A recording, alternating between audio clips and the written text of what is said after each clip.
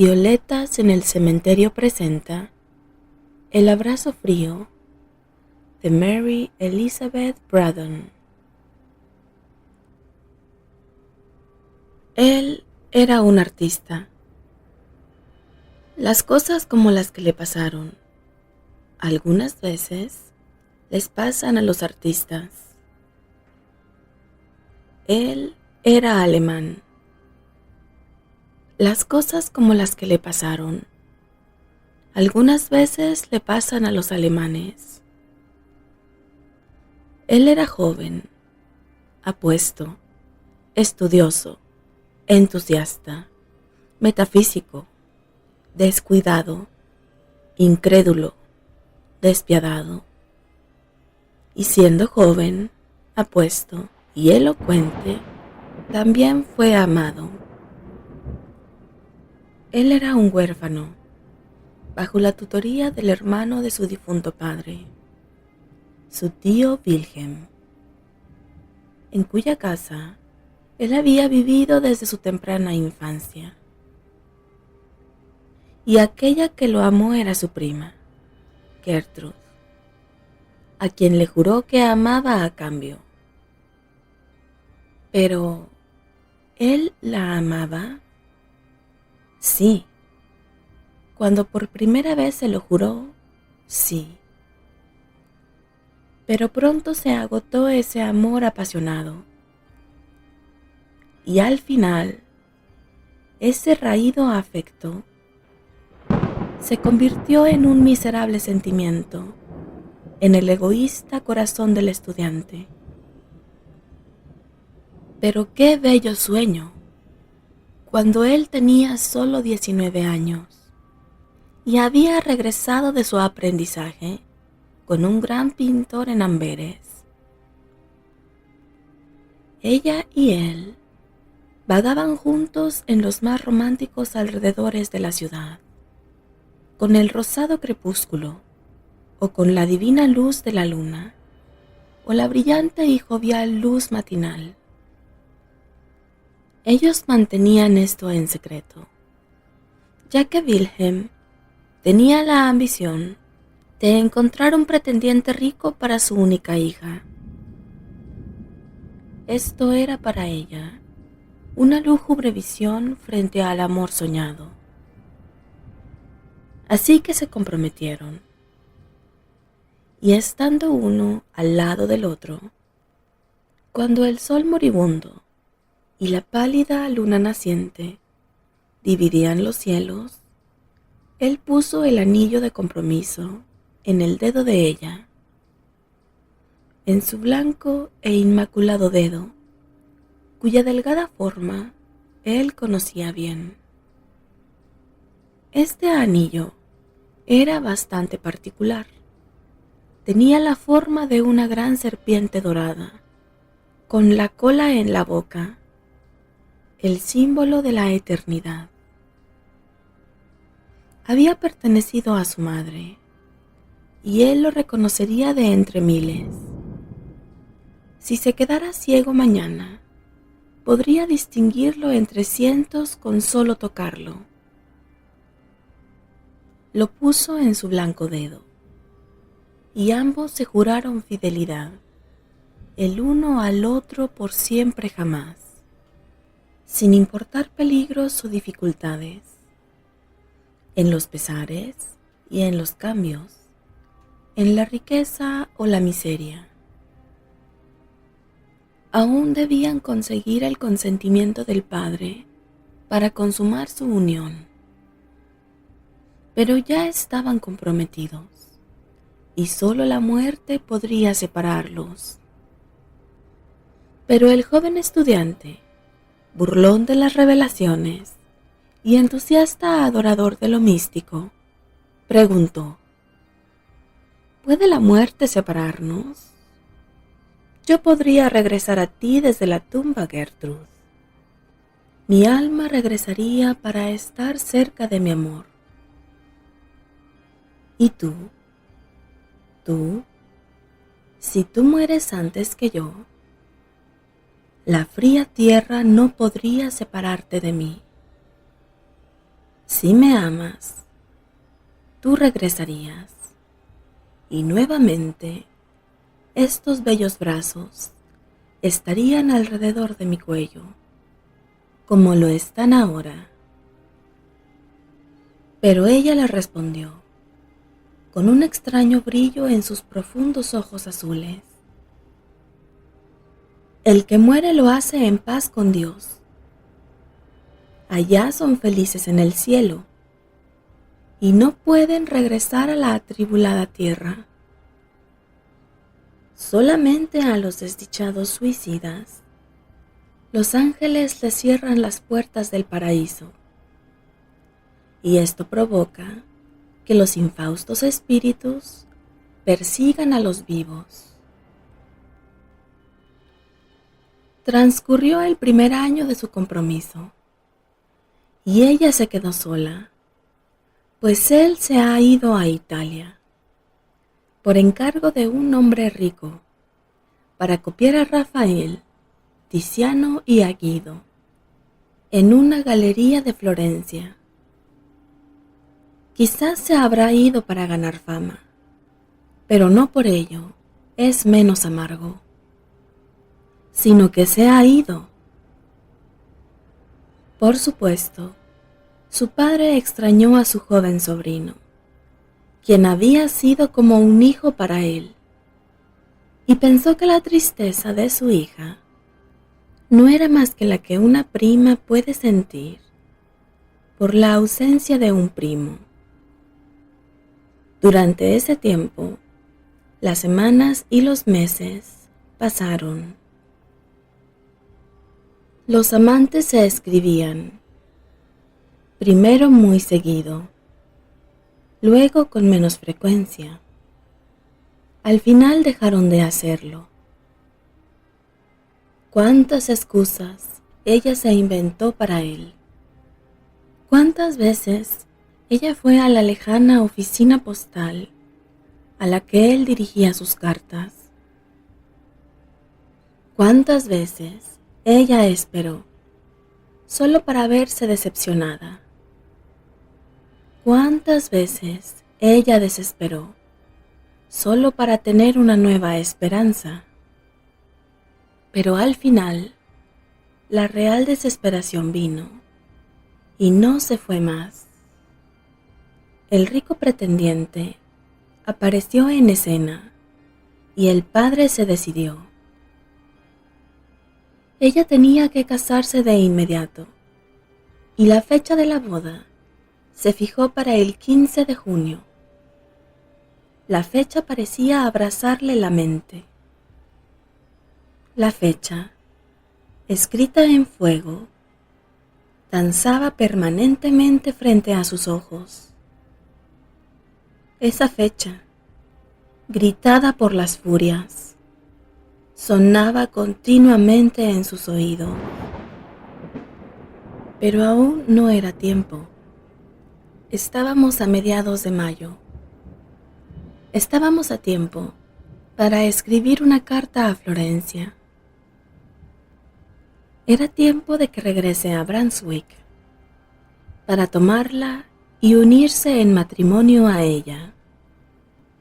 A pesar de su padre, a pesar del mundo entero. Pero los días y las semanas volaron, y él no escribió y tampoco vino. Esto en verdad la desesperó, y ese sentimiento se adueñó de su corazón y ya no se marchó. Llegó el 14 de junio. Por última vez, ella fue a la pequeña oficina postal. Por última vez, hizo la vieja pregunta. Y por última vez, le respondieron: no, no hay carta. Y esta fue la última vez, ya que al otro día sería la fecha fijada para la boda. Su padre no escucharía apelaciones.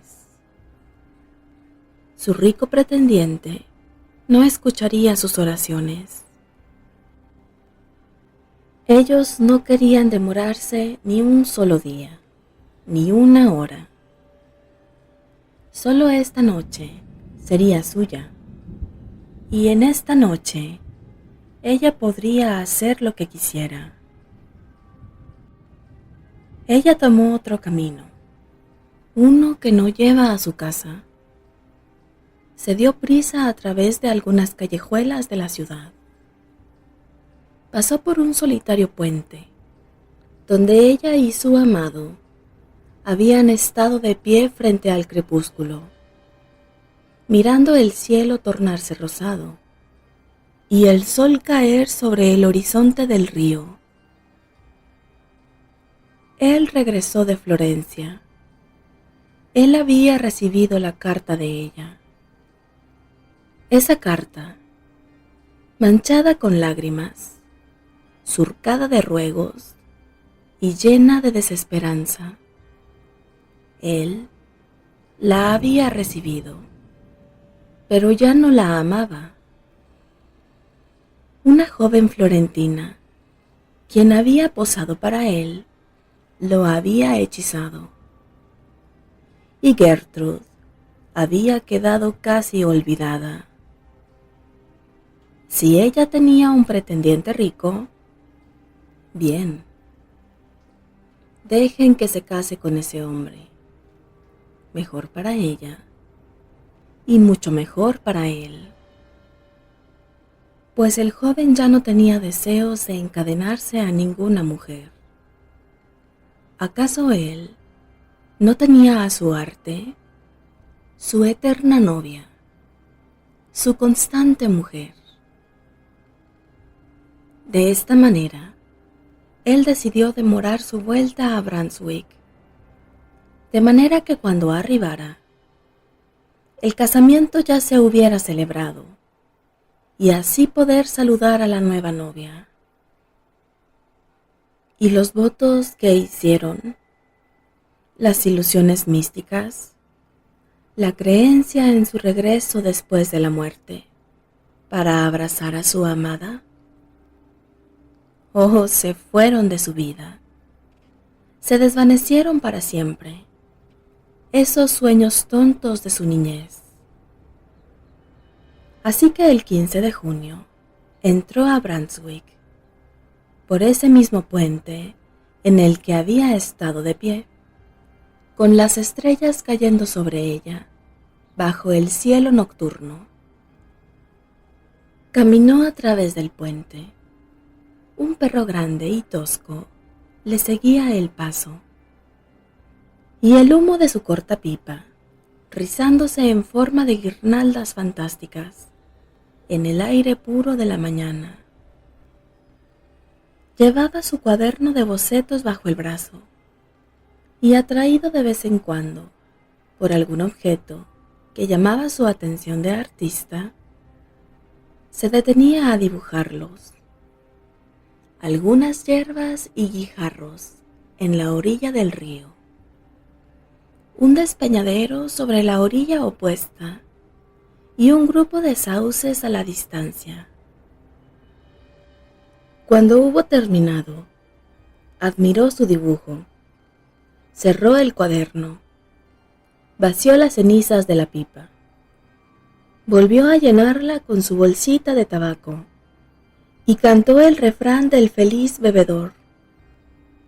Llamó al perro, fumó nuevamente y siguió caminando. Súbitamente volvió a abrir el cuaderno.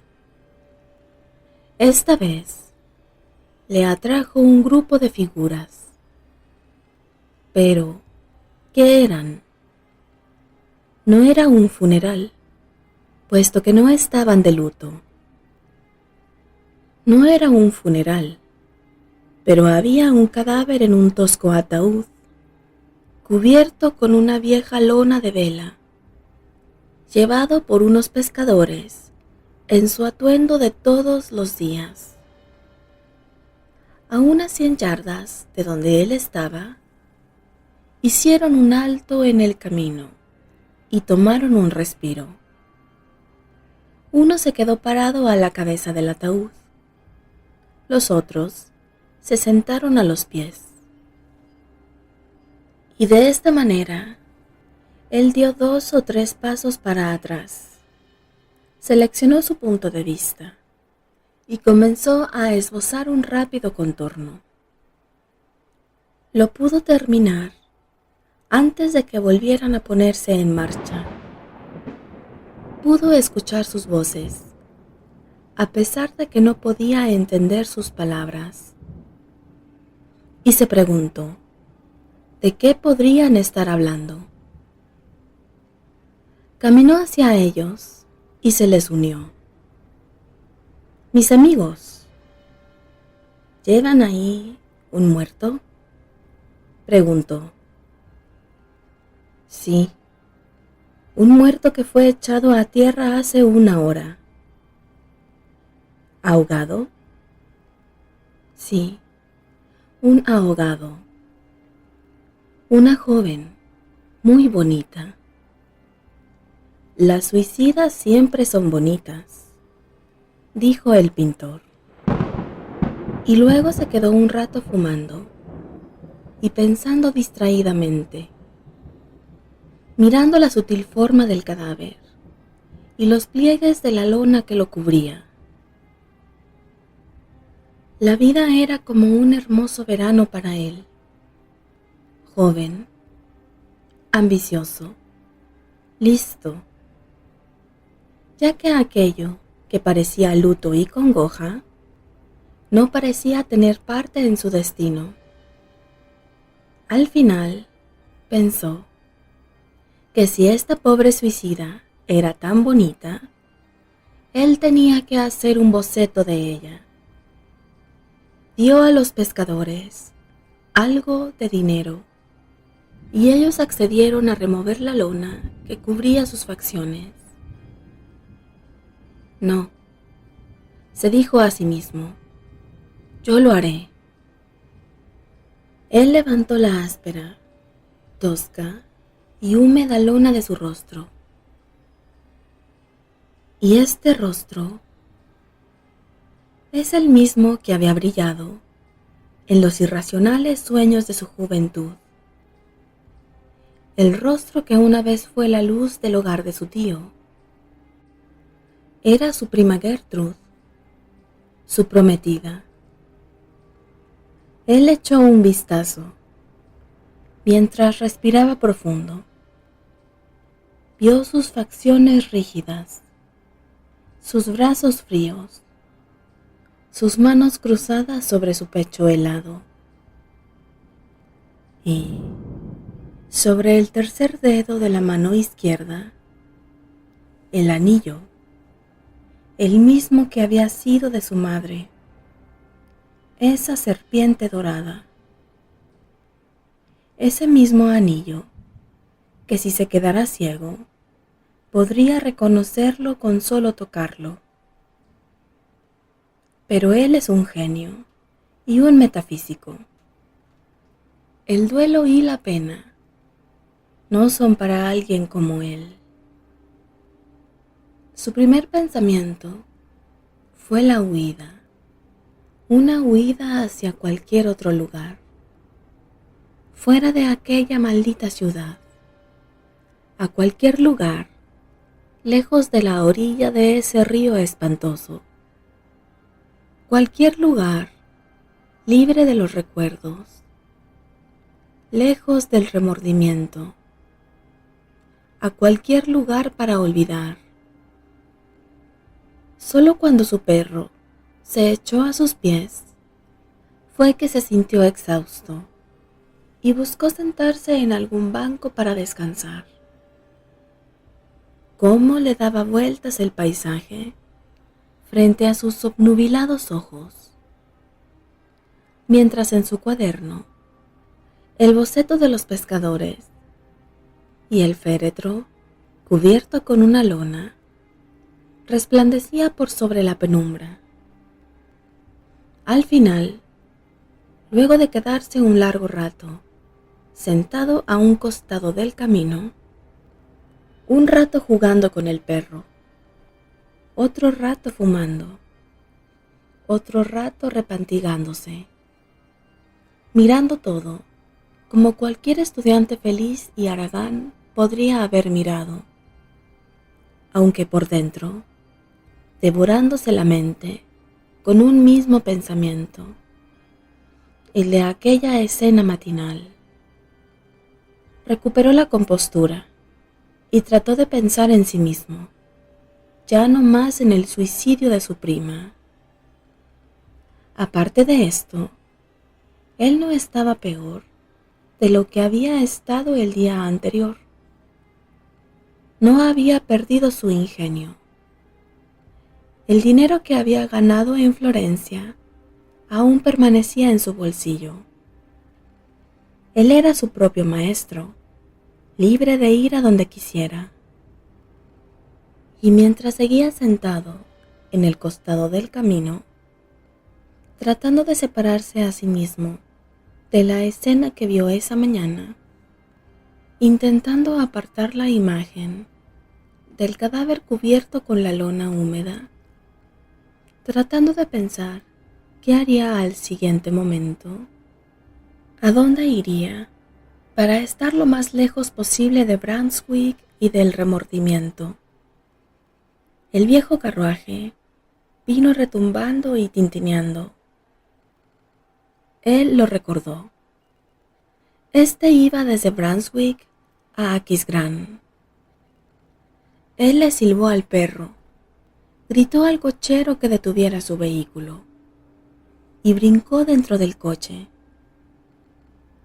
Durante toda la tarde y luego toda la noche, a pesar de que no pudo cerrar sus ojos, nunca dijo una palabra. Pero al amanecer, y cuando los otros pasajeros se despertaron, comenzaron a hablar unos con otros, y él se unió a la conversación.